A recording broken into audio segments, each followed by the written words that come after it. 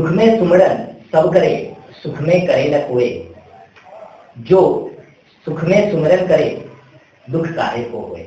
कहने का अर्थात हुआ कि सभी लोग भगवान को दुख में याचना करते हैं, दुख में याद करते हैं, सुख में कोई नहीं करता। लेकिन जो सुख में भी भगवान को याद करता है, याचना करता है, उसे फिर कभी दुख हो नहीं सकता।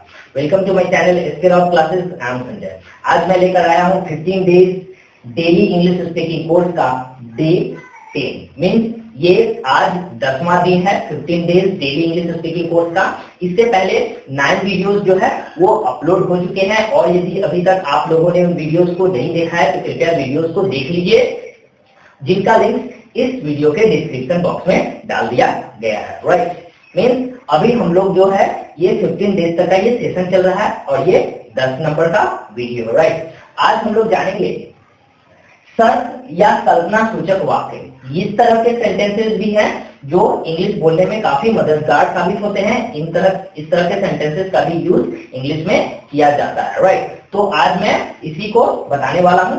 वीडियो को आप लोग बहुत अच्छे से देखिएगा, ध्यान से देखिएगा, और फिर वीडियो को देखने के बाद जैसा मैं शुरू से गाइडलाइन करते आया हूँ, बताते आ रहा हूँ, उसी तरह से आपको करना है। क्या करना है? इसको प्रैक्टिस करना है। Because practice makes man perfect. जब तक आप लोग प्रैक्टिस नहीं कीजिएगा, आप किसी भी चीज को हासिल नहीं कर सकते हैं।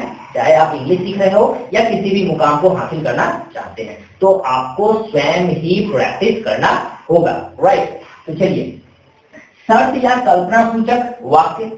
इसमें देखिए, अभी जो हम लोग ये सेंटेंस को बनाने, ट्रांसलेट, इंग्लिश में ट्रांसलेट करने का सीखेंगे, इस तरह के सेंटेंसेस में 2 भाग होते हैं।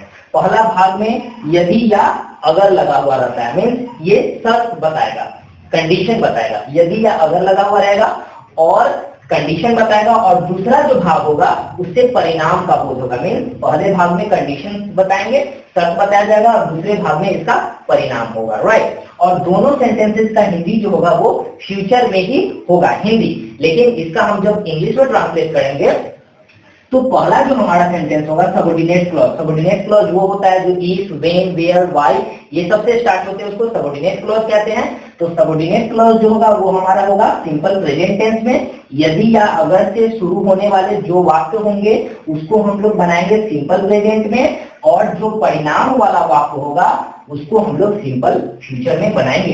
दोनों वाक्य के देखिए क्रिया के अंत में गागे ही लगा हुआ है, लेकिन ये वाला जो वाक्य होगा कंडीशन वाला, शर्त वाला, यदि और अगर से शुरू होने वाला वाक्य, उसको हम लोग सिंपल प्रेजेंट में बनाएंगे, और दूसरा जो परिणाम वाला वाक्य होगा जिससे परिणाम का बोध होगा उसको हम लोग सिंपल फ्यूचर में बनाएंगे। राइट, और इस तरह के वाक्य से जो है, जो हम जिसके बारे में बात कर रहे हैं, जिस परिणाम के बारे में बात कर रहे हैं, उसको होने की संभावना भी ज्यादा होती है। राइट, जैसे देखिए, यदि तुम सफल होना चाहते हो तो तुमको परिश्रम करना पड़ेगा।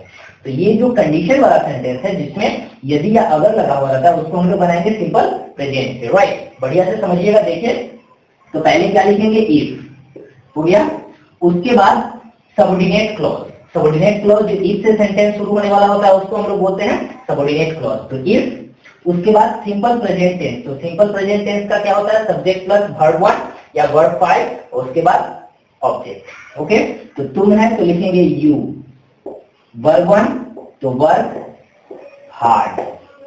इफ यू वर्क हार्ड, उसके बाद कॉमा देना है, तो सफल होगी। कौन सफल होगा? जो परिश्रम करेगा वही सफल होगा। इफ यू वर्क हार्ड, तो सिंपल प्रेजेंट, सिंपल फ्यूचर का क्या हो जाएगा? यू। सिंपल फ्यूचर का हो जाता है यू के साथ क्या लगेगा? Will. You will be successful. Successful. Right, तो सक्सेसफुल ये हो गया।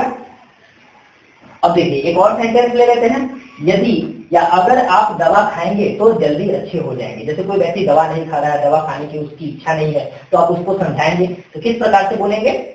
यदि आप दवा खाएंगे तो जल्दी अच्छे हो जाएंगे।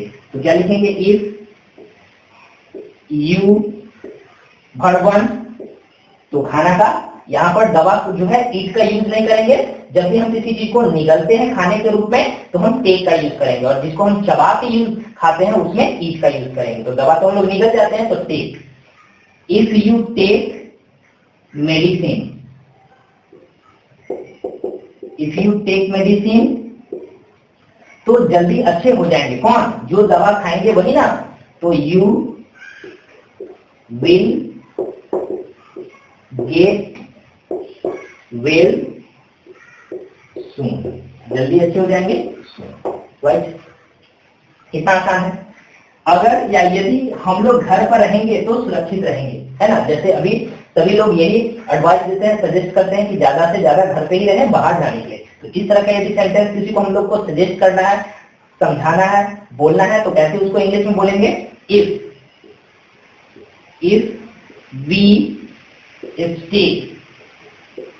सिंपल प्रेजेंट में सब्जेक्ट प्लस वर्ब वन या वर्ब फाइव का यूज करेंगे। वर्ब फाइव का यूज कब करते हैं? ही, सी, इट और एक नाम रहता है सब में थर्ड पर्सन का सिंगुलर। ओके, तो ये तो है फर्स्ट पर्सन। तो we stay at home. If we stay at home तो सुरक्षित रहेंगे। कौन? हम लोग घर पे रहेंगे तो हम ही लोग सुरक्षित रहेंगे। तो we shall be safe. Right, यहां आप विल का भी यूज कर सकते हैं क्योंकि मॉडर्न में सबके साथ विल का इस्तेमाल होता है। राइट, तो अच्छे से समझ गए होंगे। चलिए अब शर्त या कल्पना सूचक वाक्य पर ही आधारित और एक हम लोग एक रूल देख लेते हैं। ओके, अब ये जो हमारा रूल है इसमें भी दो भाग होंगे। पहला जो होगा उसमें इफ लगा होगा, मीन्स हिंदी जो वाक्य होगा उसमें अगर या यदि लगा हुआ रहेगा, कंडीशन बताएगा, और दूसरा जो वाक्य होगा उससे परिणाम का बोध होगा। लेकिन पहले वाले जो हम अभी रूल पढ़े थे उसमें परिणाम की पूर्ति होने की संभावना होगी, लेकिन इसमें जो परिणाम है उसमें पूर्ति होने की संभावना 9 के बराबर होगी। मीन्स ये कल्पना बता रहा है, ऐसी कल्पना जो पूरी नहीं हो सकती, मीन्स उसकी संभावना बहुत ही कम होती है। तो इस तरह के सेंटेंस को हम लोग कैसे इंग्लिश में ट्रांसलेट करेंगे उसके बारे में जानते हैं। तो देखिए, जब सेंटेंस है यदि या अगर मैं राजा हूं, मीन्स कल्पना कर रहा है, वो इमेजिन कर रहा है कि यदि मैं राजा हूं तो तुझे अपनी रानी बनाओ, तो राजा होने की संभावना जो है वो 9 के बराबर है। तो ये एक प्रकार की कोरी कल्पना है जो पूरी होने की संभावना बहुत ही कम है। तो कैसे इसको बनाएंगे उसको देखते हैं। देखिए, तो पहले क्या लिखेंगे? इफ। अब देखिए, जब भी होना या बनना रहेगा इस तरह के सेंटेंस में तो सब्जेक्ट लिखेंगे। सब्जेक्ट क्या हो गया? आई।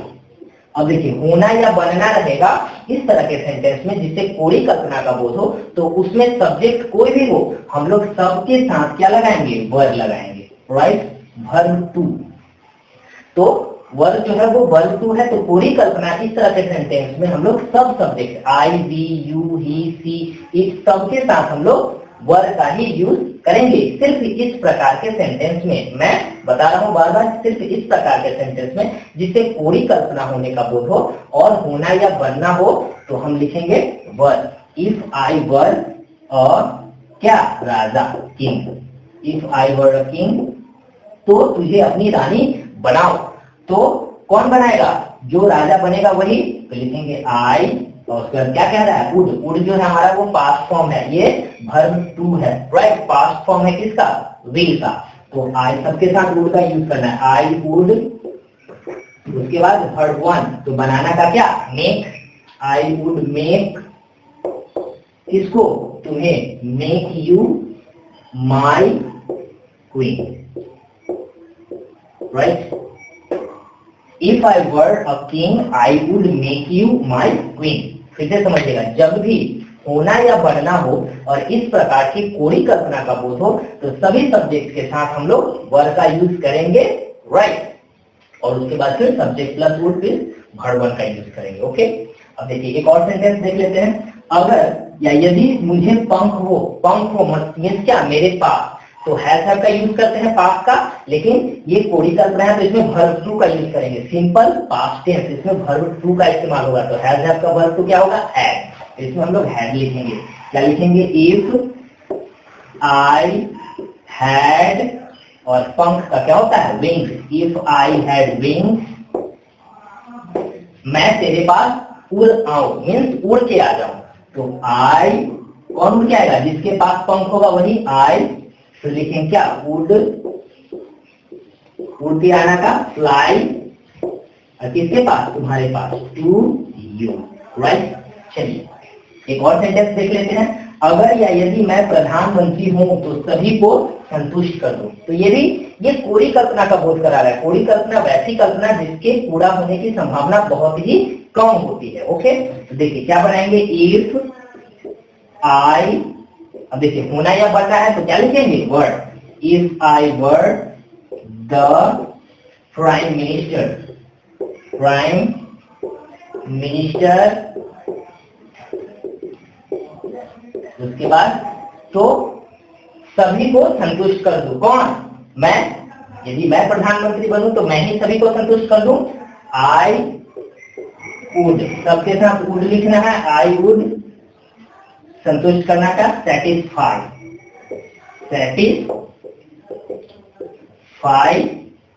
Everybody, right.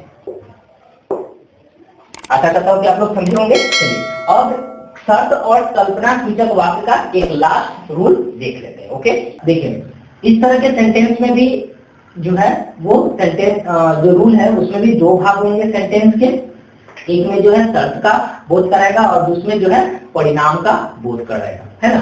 तो पास्ट में दो कार्य हुए होंगे और जिसमें एक कार्य जो है ये बताया जा रहा है कि यदि कोई कार्य हुआ होता तो उसका ये परिणाम होता, ऐसा पास्ट में, लेकिन वो कार्य हुआ नहीं है ना। तो उसको कैसे बनाएंगे, इफ से शुरू करेंगे, सबऑर्डिनेट क्लॉज, उसको हम लोग पास्ट परफेक्ट में बनाएंगे, subject plus had plus verb three, इसमें बनाएंगे। उसके बाद दूसरा प्रिंसिपल क्लॉज में रहेगा, सिंपल इसको बनाएंगे हम लोग पास्ट परफेक्ट में, इसको भी पास्ट परफेक्ट में बनाएंगे और इसको पास्ट परफेक्ट में। लेकिन पास्ट परफेक्ट का हमारा रूल जो है subject plus would plus have plus verb three रहेगा, किसका, प्रिंसिपल क्लॉज का, है ना।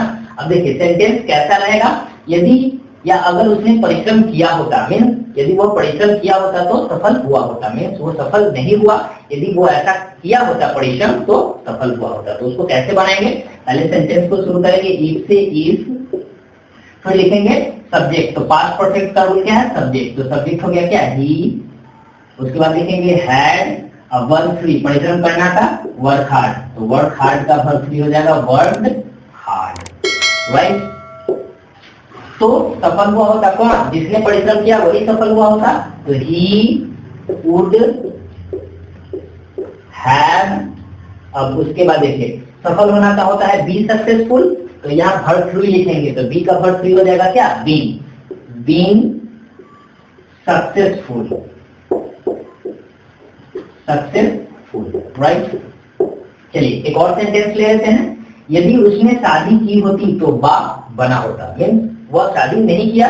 यदि इस तरह का सेंटेंस को हमको यदि इंग्लिश में बनाना है कैसे ट्रांसलेट करेंगे, लिखेंगे इफ ही हैड, शादी करना का मैरी और उसका वर्ब थ्री हो जाएगा मैरिड, तो बाप बना होता कौन, वह, तो ही, उसके बाद क्या लिखेंगे, वुड हैव, और उसके बाद होना का बनना का बी का verb three being a father, right. तो ये था शर्त या कल्पना सूचक वाक्य के तीन अलग अलग रूल हम लोगों ने देखा। आपको इसको क्या करना है कि जब भी आपको इस तरह के सेंटेंसेस को हिंदी में यूज करना है तो हिंदी के स्थान पर हिंदी में ना करके हम लोग इंग्लिश में करेंगे और इसको बहुत सारा क्या करना है, प्रैक्टिस करना है, क्योंकि ये भी डेली जो है यूज होने वाले सेंटेंसेस है, राइट। तो ये था डे 10। अब हम लोग नेक्स्ट देखेंगे डे 11 अगले दिन, उसमें हम लोग कुछ और नए टॉपिक के बारे में जानेंगे।